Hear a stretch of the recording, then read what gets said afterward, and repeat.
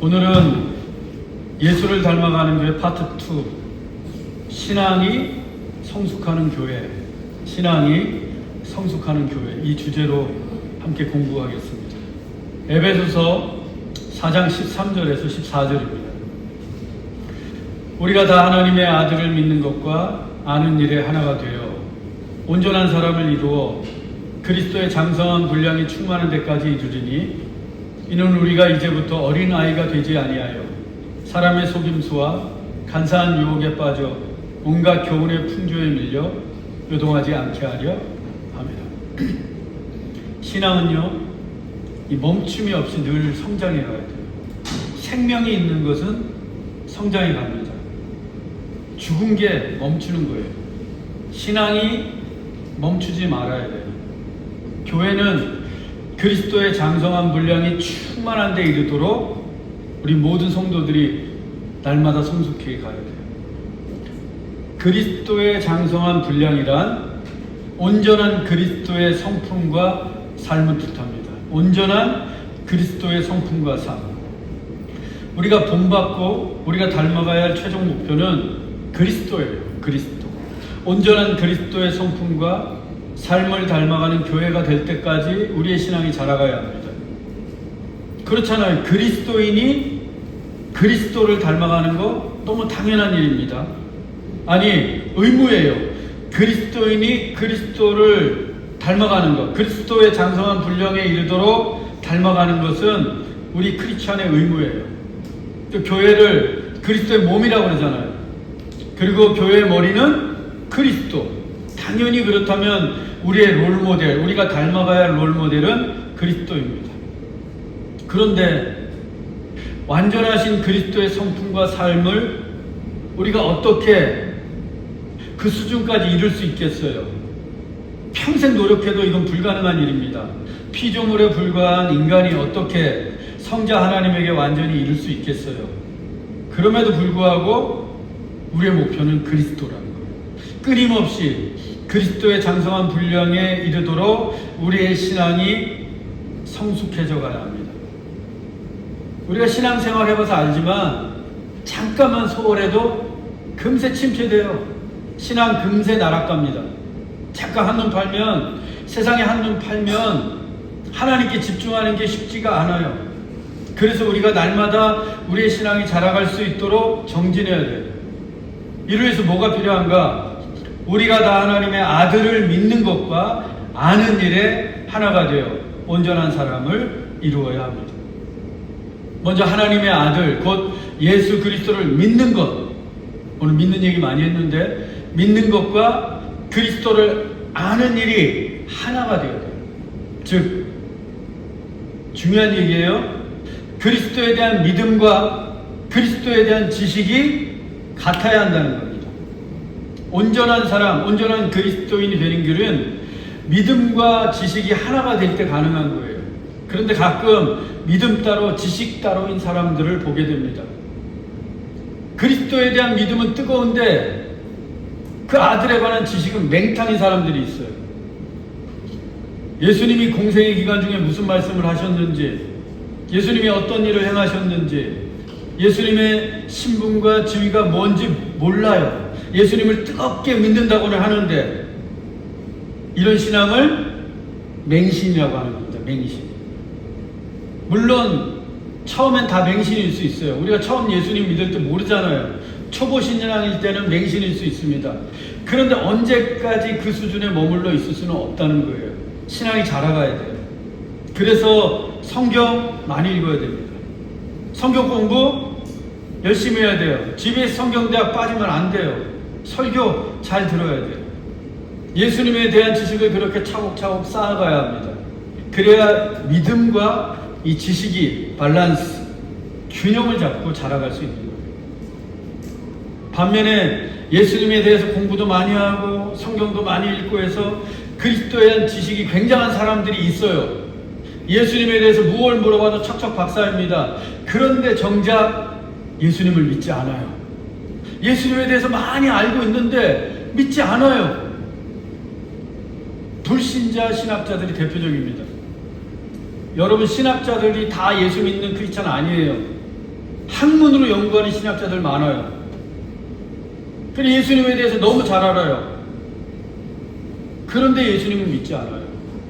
예수님 당시에 바리새인들, 서기관들, 예수님이 행하신 기적, 예수님이 전하신 말씀 다 들었어요. 예수님이 나사렛 출신인 것도 다 알아요. 십자가에 못 박혀 죽으시고 부활하신 것도 다 알아요. 몰라서 안 믿는 게 아니에요. 아는데도 안 믿는 사람들이 있어요. 온전한 신앙이란 뭔가 이 그리스도에 대한 믿음과 그리스도에 대한 지식이 함께 하나가 되어서 성숙해가요.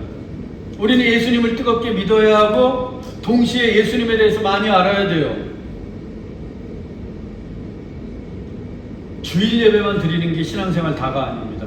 일주일에 딱 1시간 주일 예배 드리고 나는 신앙생활 다 했어, 땡쳤어, 그러는 게 아니라는 거예요. 주일 예배는 베이스예요. 베이스. 그 베이스 위에 여러분들이 날마다 믿음의 훈련을 해나가야 돼요. 믿음과 지식을 쌓아가야 돼요. 여러분 개인적으로 얼마나 기도하고 계십니까? 주일날 교회 와서 찬양하는 거 말고 평소에 얼마나 주님을 찬양하고 계세요? 성경은 또 얼마나 많이 읽고 계십니까? 이거 중요하다는 거예요. 기도하고 찬양하고 성경 읽고 성경을 공부하는 건 매일매일 해야 되는 거예요. 개인적으로. 기도하고 찬양하는 게 믿음을 쌓아가는 거라면 성경을 읽고 공부하는 건 지식을 쌓아가는 거예요. 이 두 가지를 매일같이 힘써야 됩니다. 언제까지? 그리스도의 장성한 분량에 충만하게 이를 때까지. 제가 목사잖아요. 신학교에서도 학생들 많이 가르쳤어요.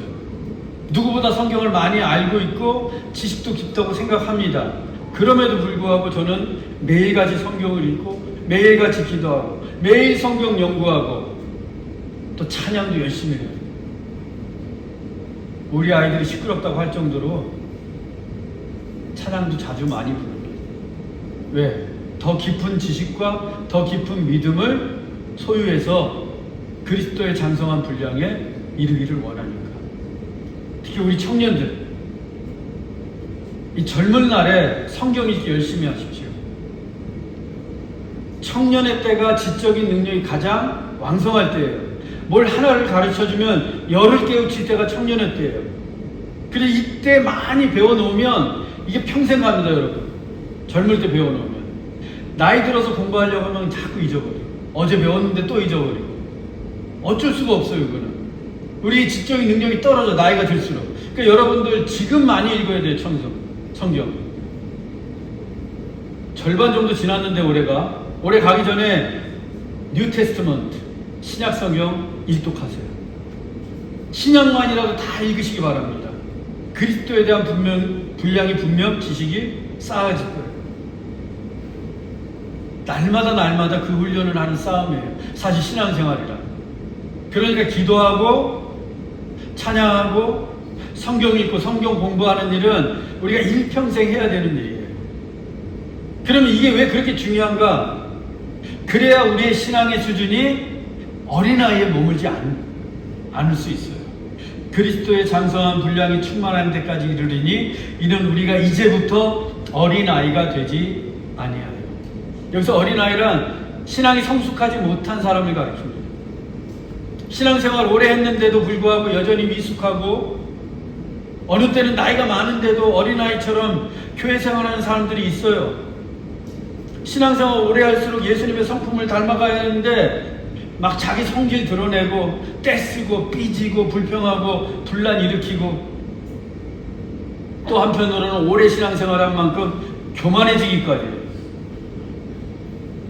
이러면 안 되죠. 이게 어린아이라는 거예요. 늘 대접받기만을 원하고 섬길 줄은 몰라요. 아직 신앙이 어른이 되지 못했기 때문입니다. 몸과 나이는 어른인데 신앙은 어린아이 수준에 그대로 머물러 있어요. 오히려 퇴보합니다. 그러면 교회가 평화롭지 못해요. 어린아이들 많으면 시끄럽잖아요, 여러분. 집안에 어린아이들, 우리 박경희 집사님 존경합니다. 애들 3명 한 대 모아놓잖아요. 전쟁터예요. 난리가 아닙니다. 저도 둘 키워봤는데 전쟁터예요, 어릴 때. 그런데 교회 안에 어린아이 신앙만 갖고 있는 사람이 드글드글해. 평화로울 수 있겠습니까? 삐지고 불평하고 불만하고.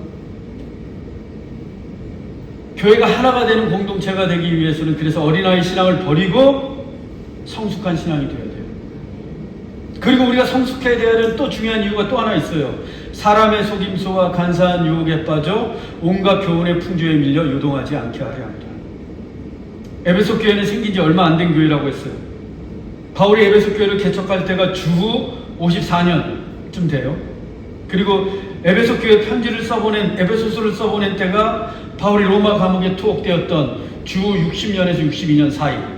그러니까 에베소 교회가 에베소서를 받았을 때는 교회가 된 지 한 6년에서 8년 정도 지났을 때. 그때는 기독교 신학이 아직 이렇게 딱 정립이 안 됐어요.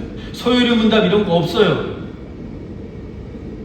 교육이 그래서 제대로 이루어지지 않았을 때입니다. 교회 전통이나 제도도 아직 자리 잡지 못했어요. 그러니까 신앙이 미숙할 수밖에 없는데, 때문에 온갖 세상의 풍조와 유혹에 교회가 어떻게 대처해야 할지를 몰랐어요. 사람의 속임수와 간사한 유혹에 빠져서 막 흔들립니다. 세상의 온갖 교훈과 풍조에 밀려서 교회가 막 요동쳐요. 왜? 대처할 수 있는 게 없으니까. 우리도 마찬가지예요, 여러분. 성경을 모르고 그리스도를 아는 지식이 미천하면 이런 속임수와 유혹에 세상의 교훈과 풍조에 밀려서 요동할 수 있는 거예요. 귀가 얇아져요. 아닌 게 없으니까. 뭘 알아야 버티지. 알아야 아니라고 이야기를 하는데 모르니까.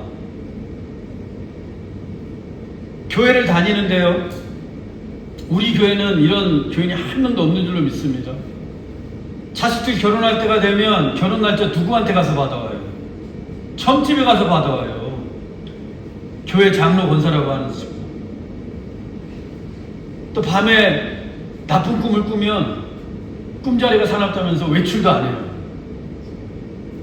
심지어 돼지 꿈이라도 딱 꿨다 그럼 로또 사러 갑니다.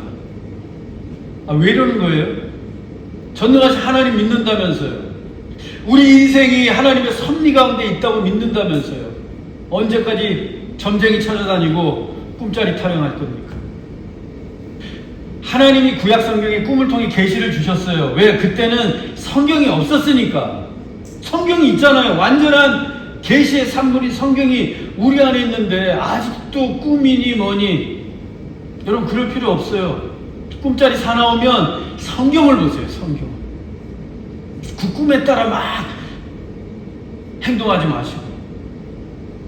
최근에 유행하고 있는 사회과학적 소셜 사이언스 워드, 과학적 용어 가운데 political correctness라는 말이 있어요. political correctness. 우리말로 해석을 하자면 정치적 올바름, 그 정도 됩니다. 그러면 이 political correctness가 뭔가 기존에 있던 인식이나 가치를 정치적으로 판단해서 결정하는 걸 말해요. 기존의 인식이나 가치관을 정치적으로 political correctness 판단해서 결정하는 거예요. 예를 들면 동성애나 낙태를 전통적으로 비성경적이고 비윤리적이라고 했어요. 그런데 정치권에서 소수자를 보호해야 된다라면서 온갖 논리와 구실을 만들어서 이걸 어떻게 했어요? 대부분의 나라들이 합법화시켰어요. 그러면 그때부터 동성애나 낙태가 정당화됩니다. 누구도 불법이라고 말할 수가 없어요. 오히려 동성애를 거부하면 비난받아요. 야만인 취급당합니다. 문화적인 미개인 취급당해요. 심지어 성별도요, 메일이나 피메일이 아니라 X, 나는 남자도 아니고 여자도 아니고 싶어, X로 선택한대요. 생물학적인 결정마저도 정치적인 타협으로 바꾸는 거예요. 이게 바로 political correctness입니다. 성경의 절대 진리나 인류가 오랫동안 견지해왔던 가치관들이 이 political correctness에 의해서 얼마든지 왜곡되고 바뀔 수 있다는 거예요. 그런데 여러분, 정치적인 판단이라는 게 진리가 아니잖아요. 다수의 힘인데, 더 심하게 말하면 다수의 횡포인데, 그 다수를 움직이는 여론, 물질, 그리고 힘 있는 자들, 그 사람들에 의해 결정되는 거예요. 그래서 앞으로 이 성경의 진리들이 이 폴리티컬 코렉트니스에 의해서 계속 공격받을 수 있어요. 지금도 받고 있어요. 무수히 많이 공격받고 있어요. 그런데 상황은 이런데 내가 성경을 몰라. 그럼 속수무책으로 당할 수밖에 없죠. 그 사람들이 말이 맞는 것 같아요. 어린아이 수준의 신앙으로 가지고는 이 폴리티컬 코렉트니스에 당할 수밖에 없어요. 오늘날 교회가 이 폴리티컬 코렉트니스에 밀려서 요동하지 않으려면 성경에 정통해야 돼요, 여러분. 교인들의 신앙이 성숙해야 합니다. 우리도 성숙하기를 원합니다. 그리고 교회가 연합해야 돼요, 교회 공동체는. 에베소 4장 15절에 16절입니다. 오직 사랑 안에서 참된 것을 하여 범사에 그에게까지 잘할지라. 또 잘한다잖아요. 그는 머리니 곧 그리스도라. 그에게서 온몸이 각 마디를 통하여 도움을 받음으로 연결되고 결합되어 각 지체의 분량대로 역사하여 그 몸을 자라게 하며 사랑 안에서 스스로 세우느니라. 교회는요, 오직 사랑 안에서 참된 것을 행해야 합니다. 오직 사랑 안에서 참된 것을 행해야 돼요. 교회의 모든 사역과 행위는 오직 사랑 안에서 행해야 돼요. 사랑이 배제되거나 사랑이 없는 사역은 무의미하고 무가치합니다. 의무감만 가지고 사역할 수 없어요, 여러분. 언제나 사랑 안에서 사역하고 사랑 안에서 봉사하고 사랑 안에서 교제해야 합니다. 또한 그 사역은 언제나 참된 것, 곧 진리이어야 돼요. 진리를 벗어난 사역이나 봉사 역시 무의미합니다. 이 사랑과 진리는요, 다른 것 같지만 동전의 양면처럼 항상 함께 있어야 합니다. 다시 동성애 이야기를 하자면, 교회는요, 동성애자들을 형제와 자매로 받아들이고 교회 지체로 인정해야 돼요. 그들을 사랑해야 합니다. 이게 사랑이에요. 그러나 동성애를 인정할 수는 없어요. 그건 진리에서 어긋난 일이기 때문에. 그들을 사랑하지만 동성애가 잘못된 것임을 가르쳐 주어야 됩니다. 성경의 근거에서. 예를 들면 도박하는 친구가 있어요. 내가 사랑하잖아. 그럼 그 도박이 잘못됐다는 걸 가르쳐 줘야지. 사랑하니까 다 용서해. 해도 돼. 이럴 수 없다는 거예요. 내가 사랑하니까 해도 돼. 네 마음대로 해도 돼. 요즘 부모들이요, 이어령 박사 책에 그런 내용이 있어요. 한국의 부모들이 대단히 잘못하고 있는 게 있는데, 맘마만 가르쳤다는 거예요. 맘마만. 지지를 가르치지 않고. 우리 어렸을 때 뭐 이렇게 막 주워 먹잖아요. 먹을 거 먹을 때 맘마 하면서 먹는데, 막 땅에 떨어진 거 아무거나 막 집어 먹을 때 엄마들이 뭐라 그래요? 지지야 지지, 그거 먹지 마. 근데 요즘 부모들 안 그런데. 자기 아이들이 하면 다 잘한다는 거야. 분명히 지지인데, 잘못된 건데. 사람들 많이 모이는 곳에서 떼 쓰고 악 쓰고 뒹구고 난리를 쳐도 내 아이니까 내버려둬요. 내 아이니까 뭘 해도 돼. 이게 잘못 가르치는 거예요. 사랑하지만 잘못된 거 가르쳐야죠. 진리를 가르쳐야 돼요. 교회는요, 모든 사람을 사랑하지만 진리를 가르쳐야 돼요. 요즘 한국교회 강단에서요, 하나님의 말씀이 아니라 정치 구구가 난무하는 것을 보게 됩니다. 너무너무 안타깝고 마음이 아파요. 목사로서 진리의 말씀을 전해야 할 강단에서 정치적 발언을 일삼고 정치 선전, 정치 선동을 하고 있어요. 진리의 말씀을 대언해야 할 목사가 정치 구호를 외치고 있습니다. 강단에서 주일 예배 때. 그 때문에 어쩌면 같은 진영에 속한 사람들이 많이 모일지도 몰라요. 하지만 그건 교회가 아니에요. 아니, 정치 구호로만 모인 교회는 진정한 교회인지 의문이고, 정치 선동을 하는 목사가 참된 목사인지 의문입니다. 진리를 전하지 않으면 목사 아니에요, 여러분. 엉뚱한 소리 강단에서 하는데 그게 어떻게 목사일 수가 있어요? 그게 하나님 말씀입니까?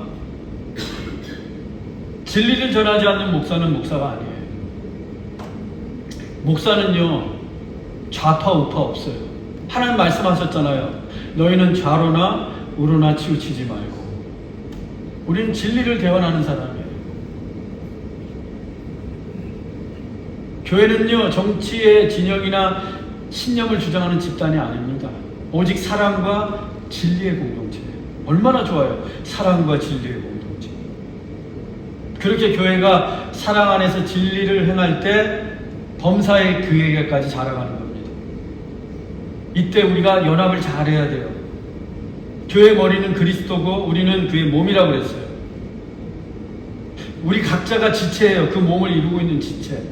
어느 분은 손이고 어느 분은 발이고 어느 분은 눈이고 어느 분은 코고 어느 분은 입이고 다 지체. 이게 마디마디 서로 연결되어 있습니다. 이때 필요한 거 도움을 서로 주고받는 거예요. 몸을 이루고 있으면서 서로가 서로에게 도움을 주고 또 도움을 받는 거예요. 어떤 분들에게서는 도움을 많이 받아요. 그건 왜? 그분은 믿음의 은사의 분량이 크니까. 하나님이 많이 도우라고 은사의 분량을 많이 주셨어요. 나는 주로 많이 받는 입장이야. 아직 내 믿음의 분량, 은사의 분량이 작으니까. 그런 것 가지고 탓하거나 자책할 필요는 없어요. 그런데 내가 믿음의 분량이 커졌어. 은사의 분량이 커졌어. 그런데도 여전히 받기만 한다. 이건 어린아이. 교회는 서로 연결돼서 결합돼서 서로 돕고 돕는 거예요. 그래서 기도가 필요한 사람이 있으면 그 사람을 위해서 기도해주고, 도움이 필요한 사람이 있으면 기꺼이 도움의 손길을 내밀어 주는 겁니다. 그때 교회가 건강해지는 거예요. 교회는요, 그래서 한두 사람이 막 움직이고 나머지가 쪼그레기처럼 쫓아가는 게 아니라 한 몸이 전체가 움직이는 게 교회예요. 서로 연결되어 있으니까. 저는 우리 교회도 그렇게 한 몸으로 전체가 움직이는 교회가 되기를 원합니다. 한 몸을 다. 또 바울은 우리가 성숙한 교회가 되기 위해서는 거룩이 필요하다고 강조하고 있어요. 에베소서 4장 17절 18절입니다. 너희는 이방인이 그 마음에 허망한 것으로 행함같이 행하지 말라. 그들의 총명이 어두워지고 그들 가운데 있는 무지함과 그들의 마음이 굳어짐으로 말미암아 하나님의 생명에서 떠나 있도다. 거룩하기 전에 바울이 먼저 세속주의의 허망함을 이야기합니다. 에베소 교회는 이방 지역에 세워진 이방인들의 교회예요. 그러다 보니까 과거 이방인이었던 시절에 세속주의에서 여전히 벗어나지 못한 성도들이 있었어요. 그 중에 대표적인 특징이 뭐냐? 마음에 허망한 것으로 행하는 거예요. 마음에 허망한 것. 이건 뭐냐? 하나님에 대한 생각이 없는 공허한 마음의 상태예요. 하나님에 대한 생각이 없어요. 뭘 행할 때. 우리도 가끔 그렇잖아요. 하나님에 대한 생각 없이 내 마음대로 행할 때가 있단 말이에요. 그게 허망하다는 거예요. 그리고 하나님에 대한 생각이 없으면 내가 가지고 있는 총명, 이 지혜로움이 어두워질 수밖에 없어요. 지혜의 근본이 하나님이신데 하나님에 대한 생각이 없다. 그러면 저절로 총명이 어두워질 수밖에 없잖아요. 여러분 지혜롭기 원하십니까? 여러분의 자녀들이 총명하기를 원하세요? 그러면요, 하나님이 중심에 있어야 돼요. 하나님으로 충만해야 돼요. 모든 지혜의 근본이신 하나님이 내 안에 들어가 계시면요, 지혜로워져요. 총명해져요. 하나님이 깊이 묵상하면 지혜는 따라오는 거예요. 지혜는 얼마나 쉬워요. 하나님을 사모하면 총명은 저절로 따라오는 거예요. 솔로몬 보세요. 하나님께 1000번제를 드릴 정도로 하나님을 사모했어요. 그러자 하나님께서 그에게 지혜를 주시잖아요. 세상에서 가장 지혜로운 왕이 되게 하셨어요. 그 원리는요, 지금도 동일해요. 우리가 하나님을 내 마음에 품는 만큼, 하나님을 사모하는 만큼 지혜롭고 총명해집니다. 여러분 자녀들 공부 잘하기 원하시면 신앙교육부터 그래서 잘 시켜야 돼요. 주일학교 열심히 보내고 학생부 열심히 보내야 돼요. 학원 보낼 게 아니라. 하나님의 지혜가 들어오면 지혜의 수준이 달라져요. 솔로몬 보세요. 온갖 세상의 왕들이 보석 들고 찾아왔잖아요. 그 지혜를 구하기 위해서. 여러분 자녀들이 그렇게 된다니까요. 하나님의 지혜로 충만해지면. 하나님을 믿는데 우리 그렇게 살아야 되잖아요. 그렇게 멋지게. 네? 나처럼 머리 나쁜 사람도 목사가 됐는데, 여러분은 얼마나 여러분의 자녀들 똑똑한데 마음이 허망해지고 하나님의 생각이 없으면 우리는 두 번째 단계로 나아가는데 무지해지는 겁니다. 총명이 점점점 어두워졌다가 마지막에 무지해지는 거예요. 무식해지는 거예요. 여기서 무지는 하나님에 대한 지식을 말합니다. 하나님에게서 마음이 떠나니까 하나님의 총명함도 없어지고 하나님에 대한 지식도 없어지는 거예요. 그러다 보면 하나님에 대한 지식이 없으면 우리의 신앙이 어떻게 잘할 수 있겠어요? 그리고 세 번째는 마음이 굳어져요. 마음이 강팍해집니다. 하나님을 생각하지 않는 인생은 마음이 강팍할 수밖에 없어요. 애굽의 바로 왕이 그 많은 재앙을 당하고서도 이스라엘 백성들 내보내지 않은 이유는 뭐예요? 마음이 강팍해서. 마음이 강팍해지는 그래요. 딱딱하게 굳어집니다. 돌짝밭에 씨앗이 떨어지면요 아무 열매를 못 맺어요. 마음이 딱딱해지면, 굳어지면 하나님의 말씀이 떨어져도 열매를 맺지 못해요. 마음이 부드러워야 돼요. 하나님을 사랑하는 마음, 그 마음이 부드럽지고 촉촉해집니다. 딱딱해진 마음 가지고는 생명에서 떠날 수밖에 없어요. 말씀의 열매를 맺지를 못하는데, 하나님을 사랑할 수가 없으니까 생명에서 떠나는 것은 당연한 결과입니다. 그렇게 우리의 마음이 굳어져서 생명에서 떠나면 어떻게 됩니까? 에베소 4장 19절, 그들이 감각 없는 자가 되어 자신을 방탕에 방임하여 모든 더러운 것을 욕심으로 행하되. 감각이 없어져요. 그 다음부터 윤리적이고 도덕적인 감각이 없어집니다. 무엇이 옳은 것이고 그른 것인지 감각이 없어져요. 뭐가 부끄럽고 수치스러운 일인지 감각이 없어져요.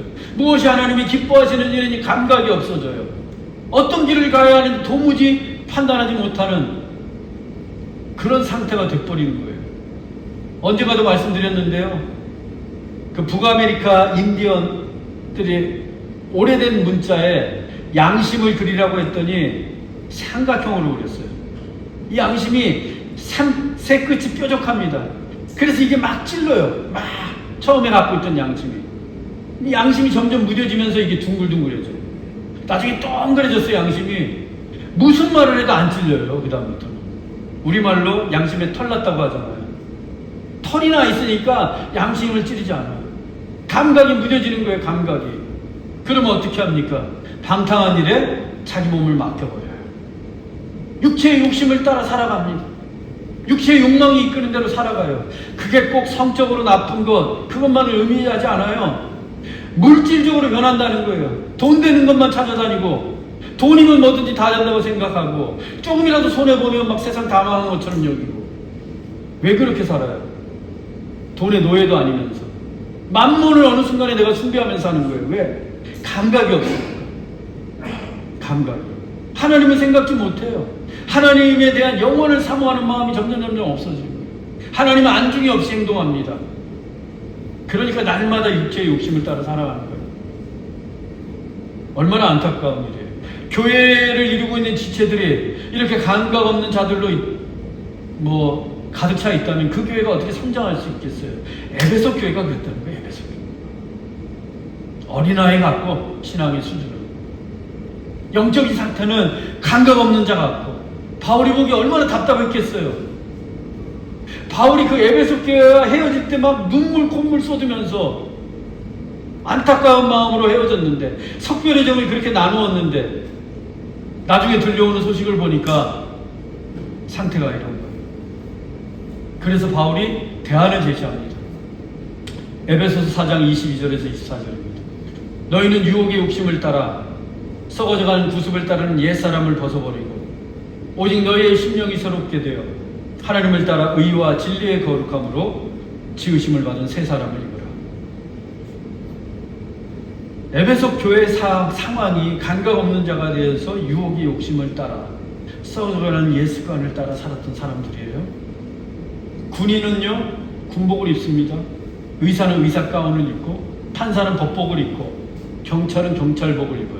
옷이 곧 그 사람의 신분과 정체성을 나타냅니다. 그리스도인은 어떤 옷을 입어야 하는가? 새 사람을 입어야 된다는 거예요. 내가 과거에 입고 있던 옛 사람은 과감히 벗어버리고 새 사람을 입어야 돼요. 왜? 우리는 그리스도 안에서 구원받은 뉴 피플, 새 사람이기 때문이에요. 그런데 새 사람이 되었어요. 예수 믿고 구원받았는데도 여전히 썩은 냄새가 진동하는 옛 사람의 옷을 입고 있습니다. 그래서야 되겠어요? 옛 습관 버리지 못하고 있어요. 예수 믿기 전에 행했던 습관들 버리지 못해요. 옛 사람은 어떤 사람이에요? 욕심을 따라, 유혹의 욕심을 따라 살고 썩어져가는 옛 습관을 따라 살았던 거예요. 썩어져가는 거 다 없어지는, 예수 믿기 전에 그와 같은 삶을 살았습니다. 그 삶을 다 버려야 된다는 거예요. 그런데 예수 믿고 나서 교회 다니면서 이런 질문하는 사람들이 있어요. 담배 피면 구원받지 못하나요? 술 마시면 지옥 가나요, 목사님? 이런 수준 낮은 질문 더 이상 하지 마세요. 새 사람에 걸맞는 습관을 가지고 살아가야죠. 거룩한 습관을 가지고. 왜 그 옛 습관을 못 버리고서 술 마신다고 뭐 구원받지 못하나요? 담배 핀다고 뭐 지옥 가나요? 이런 질문이나 해야 되고. 얼마나 수준 낮은 질문입니까? 그런 질문을 해야 되겠어요, 우리가? 좀 고상한 질문 해야죠, 이제. 거룩하지 않는 일들은 당장 멈추고, 시도도 하지 말아야 돼요, 여러분. 꿈도 꾸지 말아야 합니다. 우리는 새 사람을 입어야 돼요. 새 사람은 어떤 사람인가? 심령이 새로워진 사람이에요. 굳은 마음으로 살아가는 사람이 아니라, 감각 없는 마음으로 살아가는 게 아니라, 하나님의 생각으로 충만한 심령, 새로워진 심령으로 살아가는 거예요. 이전에 없던 마음으로 살아가는 거예요. 흔히 그러잖아요. 내가 마음먹기에 달렸다. 마음먹기에 세상 일도 달렸는데 하나님의 마음을 내가 딱 품었어요. 심령이 새롭게 되었어요. 인생이 얼마나 달라지겠습니까? 전혀 다른 삶의 모습으로 살아갈 수 있다는 거예요.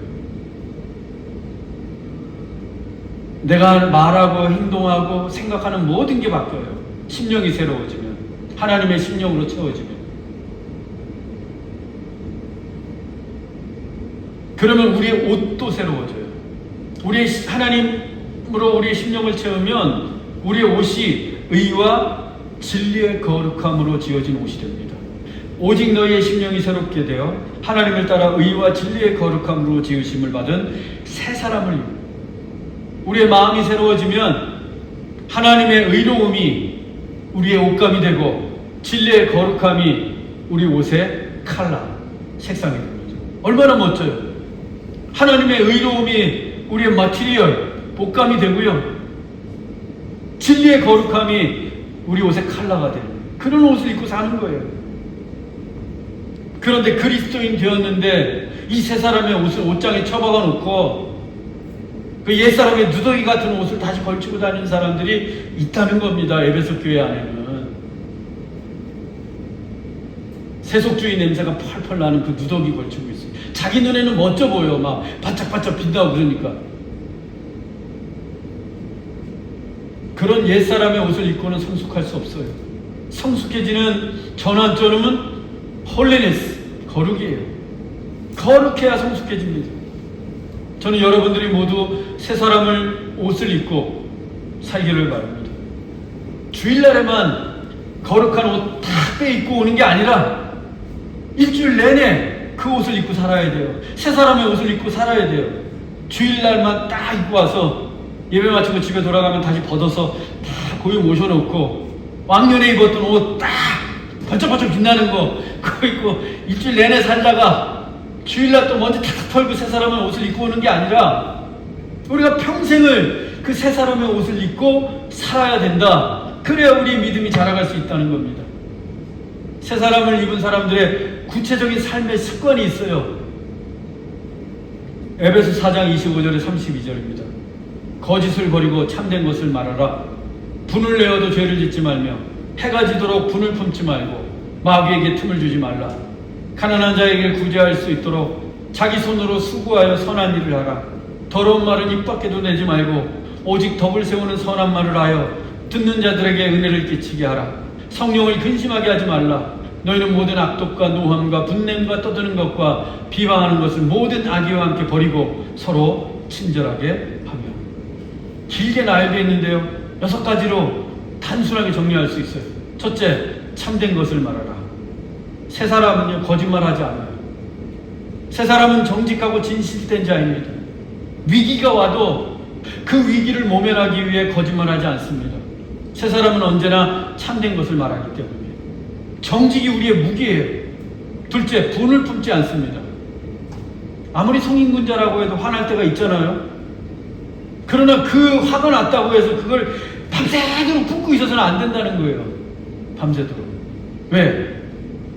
마귀에게 틈을 주어서 죄를 지을 수 있는 위험이 있기 때문에. 화가 막 나는데 이렇게 턱 건들면 막 다른 사람한테 성을 내. 동쪽에서 뺨 맞았는데 서쪽에다 화풀이 하는 사람이 있어요. 왜? 화를 아직도 품고 있으니까. 엉뚱한 사람에게 화를 냅니다. 그래서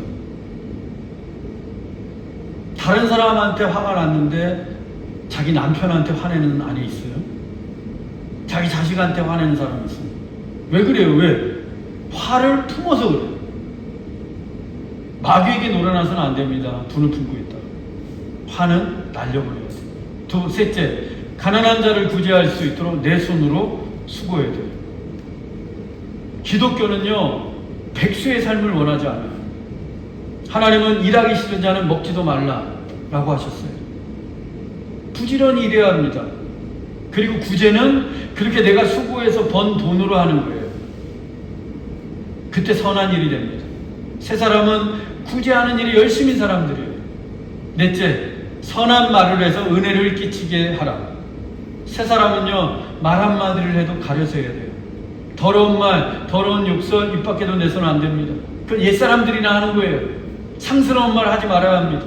새 사람은 언제나 선한 말을 해서 그 말을 듣는 사람도 은혜가 되게 해야 돼요.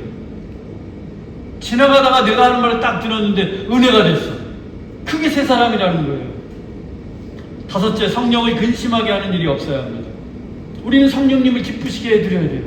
근심하게 하는 게 아니라. 때문에 성령님을 근심하게 하는 일을 다 버려야 돼요. 악독, 노함, 분냄, 떠드는 것, 비방하는 것, 모든 악의와 함께 버려야 합니다. 악독은 뭐냐? 심술 부리는 거예요. 괜히 막 심술 부리고 짜증내고 이런 사람이 있어요. 자기 기분 나쁘다고. 그게 악독한 사람이라는 거예요. 그 버려야 돼요. 노함은 갑자기 성을 내요. 성 내면요, 제가 늘 말씀드리잖아요. 화를 내는 순간 평화는 브레이크, 깨진다고. 그리고 성령님도 함께 근심하세요. 그때부터. 떠드는 것은 큰 소리로 다투는 겁니다. 악쓰며 싸우는 사람들이 있어요. 교회 안에서 만일 악쓰면서 싸운다, 그게 교회입니까? 죽고 살일 아니면 교회에서는요, 작은 소리로도 다투어서는 안 돼요. 비방하는 것은 남을 욕하는 거예요. 그것이 허위든 사실이든 남을 비방하는 것 금해합니다. 뒷담화 안 돼요, 여러분. 사실이어도 비방은 금물입니다. 세상 법률에요, 사실 적시에 의한 명예훼손, 이런 죄가 있어요. 사실 적시에 의한 명예훼손. 내가 분명히 사실을 말했는데 그 사실 때문에 누군가 명예가 손상이 됐대요. 그러면 처벌받는다는 거예요. 세상의 법도 이럴진데 하물며 성령의 공동체인 교회 안에서 아무리 사실이지만, 우리 목사님은 키가 너무 작아, 아무리 사실이지만 그래서는 안 된다는 거예요. 그래서는 비방하면 성령님 근심하십니다. 이 악독, 노함, 떠드는 거, 비방하는 거 다 악한 마음, 악한 뜻에서 비롯된 거예요. 그 모든 걸 다 버리라고 합니다. 교회는 선의의 공동체이기 때문에. 여섯 번째, 서로에게 친절해야 돼요. 우리는 친절한 사람이 되어야 됩니다. 서로에게. 제가요, 여러분도 마찬가지겠지만 식당에도 가보고 상점에도 가보고 사람들도 만나지 않습니까?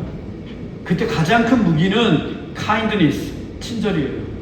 친절을 이길 수가 없더라고요. 친절한 가게, 친절한 식당, 친절한 사람에게 호감이 갑니다. 식당에 갔는데 맛은 좀 떨어져. 근데 친절하잖아요? 거기 또 간다니까요. 맛이 아무리 좋아도 불친절하면 안 가요. 내 돈 내고 밥 먹는데 불친절하면 안 갑니다. 친절이 경계도 허물고 친절이 관계도 맺어줘요. 우리 교회는 친절한 교회가 되어야 돼요. 누구에게나 친절한 성도가 되어야 됩니다. 특히 새가족에게 친절해야 돼요, 여러분. 새가족이 왔는데 보는 둥 마는 둥 하고 친절한 마음으로 다가와서 친절하게 응대해야 됩니다, 여러분. 누가 하겠지가 아니에요. 여러분 각자가 다 친절한 사도가 되어서 응대해야 돼요. 친절한 말투, 친절한 미소, 친절한 행동으로 우리는 무장해야 합니다. 교회 왔을 때 가장 친절한 모습으로 딱 와야 돼요. 정리하면 교회는 날마다 성숙해 가야 합니다. 그리스도의 장성한 분량에 이르도록 우리의 모든 신앙이 자라가야 돼요. 이를 위해서는 그리스도에 대한 믿음과 그리스도를 아는 지식이 동일하게 하나가 되어서 자라가야 돼요. 그리고 교회 안에서는 오직 사랑 안에서 진리를 전해야 합니다. 세상의 유혹이나 폴리티컬 코렉트니스에 밀려서 요동하지 않도록 우리 각자는 성경에 정통해야 돼요. 그리고 교회는 거룩할 때 성숙해질 수 있어요. 옛사람의 옷은 벗어버리고 의로움과 진리의 거룩함으로 지으신 새 사람을 입어야 합니다. 이를 위한 삶의 6가지 습관, 곧 참된 것을 말하고 해가 지도록 분을 품지 말고 가난한 자들을 구제하고 덕이 되는 선한 말을 하고 성령을 근심하지 않게 하면서 서로에게 친절해야 합니다. 저는 우리 교회가 이 같은 교회가 되기를 원합니다. 이상입니다. 기도하겠습니다. 하나님 감사합니다. 우리 좋은 씨앗 교회가 성숙한 교회가 되기를 원합니다. 하나님 그리스도에 대한 믿음과 지식이 하나가 되는 교회가 되게 하시고 옛사람을 벗어버리고 새사람을 입고 살아가는 교회가 되게 하시며 오직 사랑 안에서 진리를 전하는 교회가 될 수 있도록 성령께서 인도하여 주옵소서.